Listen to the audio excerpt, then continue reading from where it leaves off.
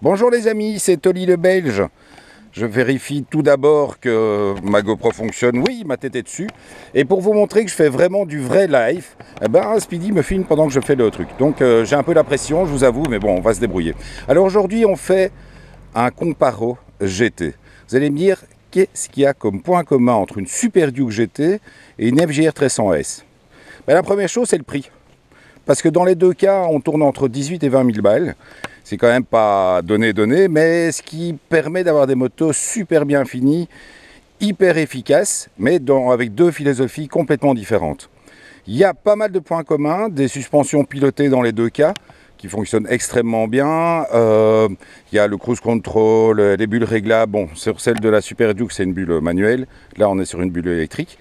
Gros moulin, grosse bécane, bagagerie dans les deux cas. De plus ou moins la même contenance. Je veux dire que sur la KTM c'est un peu plus petit.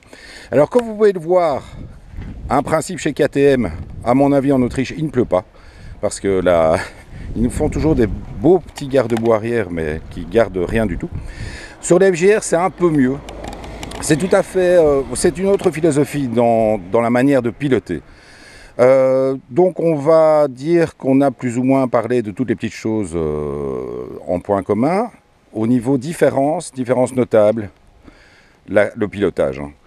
On pilote une Super Duke et on roule avec une FJR 1300S. C'est-à-dire que la FJR vous amène directement à rouler d'une manière sénatoriale, surtout avec la boîte de vitesse AS, qui est un truc tout à fait génial. Bon, c'est vrai que moi, je ne suis pas tout à fait juste là-dessus, parce que j'en ai une pendant 3 ans, et je me suis très rapidement habitué à ça. Je trouve ça vraiment top, surtout sur des gros moulins comme celui-là. Mais non, effectivement, il reste toujours le souci de la petite peur lorsque vous démarrez, parce que ne pas avoir d'embrayage pour rattraper un mauvais démarrage ou n'importe quoi, c'est toujours un peu stressant. Pour la KTM, on a le shift. Donc il y a une boîte de vitesse, il y a un embrayage, mais en fait on n'a pas toujours besoin de se servir de l'embrayage. Là, coup de bol, on a pu vraiment les tester en rain. C'est-à-dire que là, pas de chance, aujourd'hui il fait dégueulasse. Donc, il y a eu de la flotte, les moteurs sont infâmes, elles sont d'une saleté hors du commun pour moi, parce que ça pour moi, rouler avec ça, d'ailleurs Speedy aussi, il a horreur de rouler avec des motos dans cet état-là, mais bon.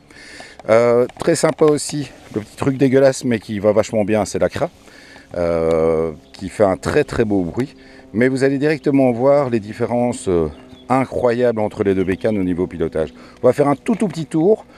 Là, je pars avec la FJR, je coupe, et puis je vous mettrai un lien pour la Super Duke. Donc c'est parti avec la FJR, où je vous mets le lien juste après. A tout de suite les gars.